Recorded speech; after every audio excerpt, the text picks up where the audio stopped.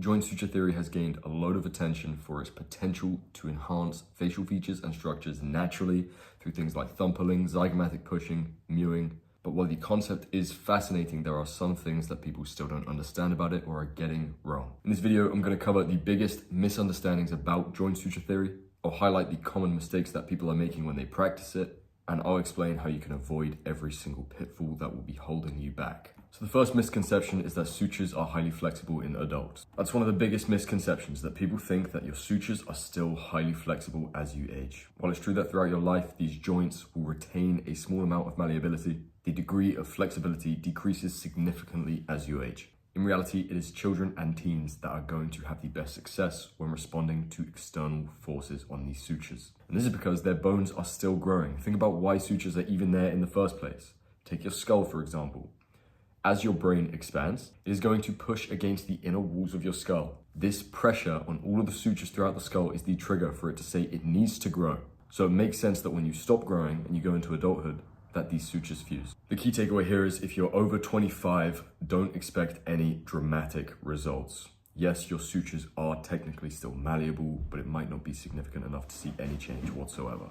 So for anyone over 25 in here, not to worry, there are still loads of things that you can do to improve the way you look. It's just that this concept can't apply to you. The second misconception is that it's a quick fix. People think they'll start thumb pulling or zygomatic pushing or mewing all the time, and within a couple months, they'll look great. And the truth is, a lot of people give up because they don't see any results because they've stuck at it for a month. You have to understand that skeletal remodeling is an extremely slow process. It can take many months or even years to see significant improvements. And even when changes do occur, they are often subtle and less dramatic. So the key takeaway from here is that patience and consistency is completely crucial. Think of the joint suture theory and all of the practices that go along with it as a long-term investment for your health and looks. The third misconception is that more pressure equals better results. A lot of people assume that applying more pressure is going to lead to more significant results over time, especially when it comes to things like mewing or thumb pulling. This is not only incorrect, but it can also be harmful. Excessive pressure can cause soreness, tension in your jaw, misalignment of your teeth,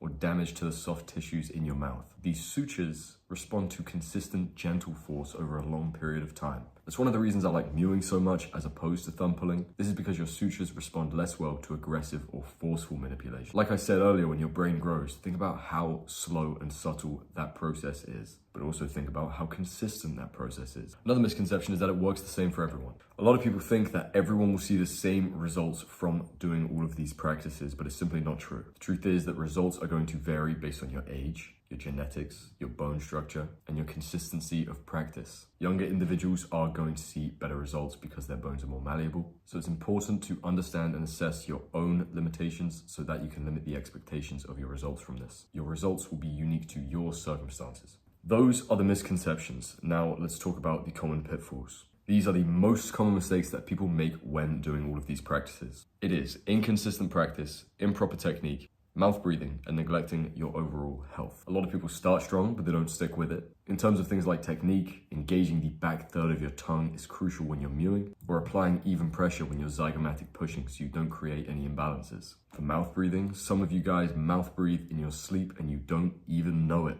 And when I mention health, I'm referencing things like a poor diet or poor posture, or even a lack of exercise can limit your overall progress. So to ensure that you skip all of these pitfalls, learn the proper techniques, track your progress, focus on nasal breathing, and be extremely patient. This is a very long-term investment. As always, keep asking questions. Let me know in the chat how your progress is going, and let me know if you have any questions. Much love, gang.